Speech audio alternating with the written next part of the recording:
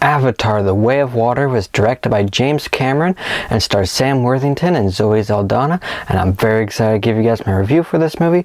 This is going to be a spoiler-filled review because this movie's been out for a little while, so this will contain spoilers. That's your warning. And as always, be sure to like this video and subscribe to my channel. Now let's get into this review. In this movie, Jake Sully lives with his newfound family formed on the extrasolar moon Pandora.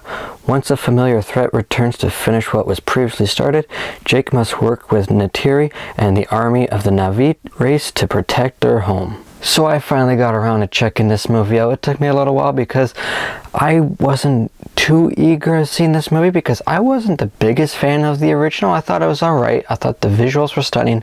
Story-wise, character-wise, I found it kind of forgettable. I watched it not too long ago last year and I've forgotten a lot of it already.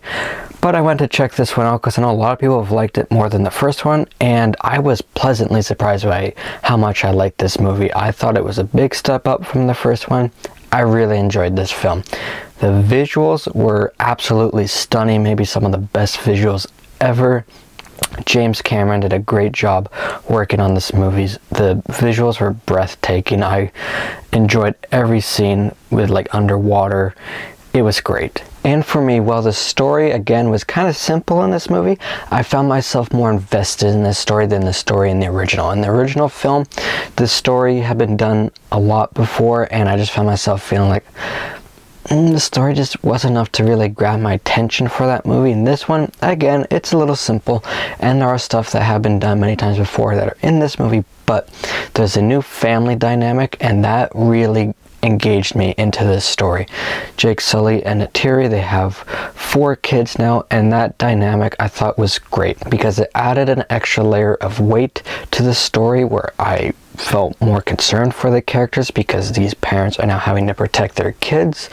So I thought that was great, and I enjoyed the dynamic with the kids. I enjoyed all the scenes with the kids. The kids are sort of, I think, more of the lead in this movie than Jake Sully is, which I was fine with. I enjoyed them. I enjoyed their dynamics with the new characters.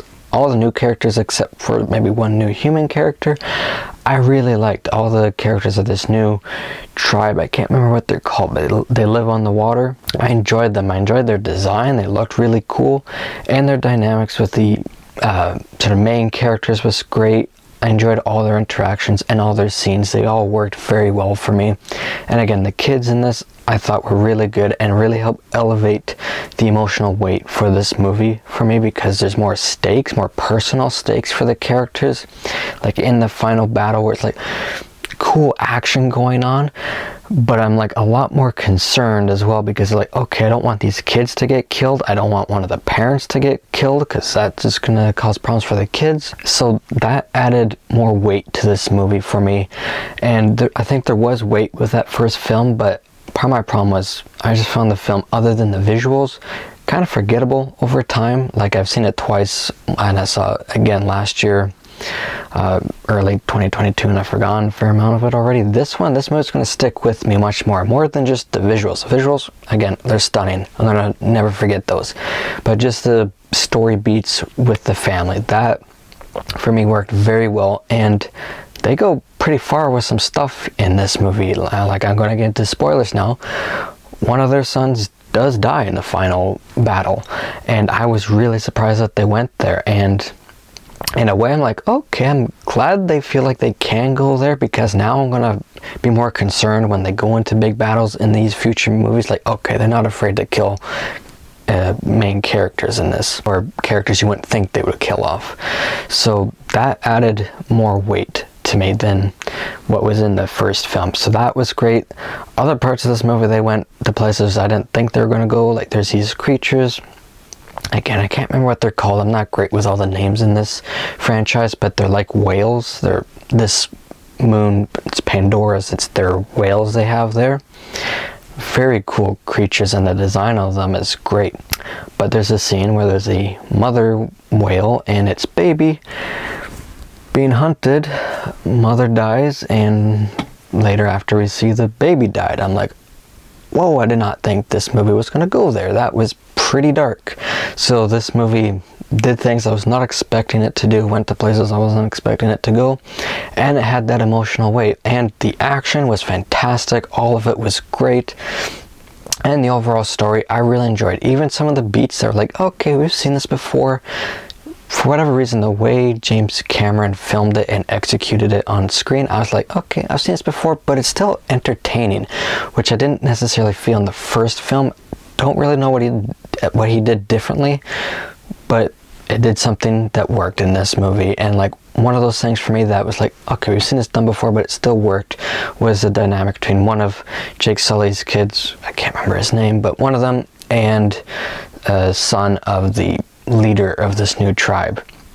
They sort of butt heads a lot, and that sort of storyline plays out the way you expect it will. They'll butt heads, and eventually one of them will do something where they're sort of like, okay, they respect each other and they get along. It runs how you would expect it to go. But that was fine because it was still entertaining, and like I said, I'm not exactly sure what they did differently with this film, but when it had stuff that was still like, okay, it's been done before, I was still really enjoying it. Whereas like the first film, it didn't work on that level for me. Can't really explain it, it just did, and I'm happy it did. I'm glad there's a movie from this franchise that I can say I really, really enjoyed. I think as for issues with this movie, I think my main one was with the human character Spider. The actor who played him did a good job, but I was never really sure exactly what they were trying to do with that character, because at first he's like an adopted son by Jake Sully, sort of hanging out mostly with the Na'vi, sort of learning their ways, acting like them. And then he turns out he's the son of the Colonel from the last movie. And that Colonel died in the last movie, sort of back in this one. His memories were put into an avatar, so he's back. They got the same actor playing him, so you got that. So at the start of this movie, that character doesn't really have any feelings for his father, sort of has more resentment to him. And then he sort of finds out, okay, his father, or his memories of his father, are in this avatar. And he sees this video footage of Jake Sully killing his real father, and the expression on his face to me made it look like he was going to be against Jake Sully because of that. But then they don't really go that way, so that his avatar father takes him away, captures him, and uses him to find Jake Sully. And there's parts where he's like not really trying to be helpful, and he's sort of having fun at his father's expense, stuff like that. But then there's moments like when they're flying on those creatures, and he's sort of telling about words in Na'vi, and they seem like they're bonding.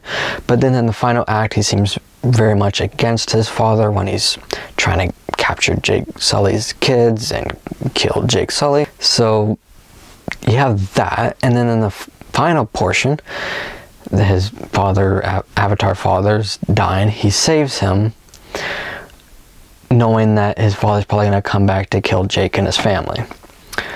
So the whole time I was like, I'm not quite sure exactly why he felt like he needed to save his father. I guess they were kind of bonding. Throughout this movie, it's like, I'm not quite sure exactly what they're trying to do with him. At the end of the movie, it felt like he was just there to help set up a third film by keeping this conflict alive, by saving his father.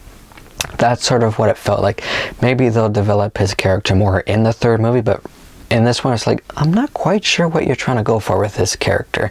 Again, the performance was good.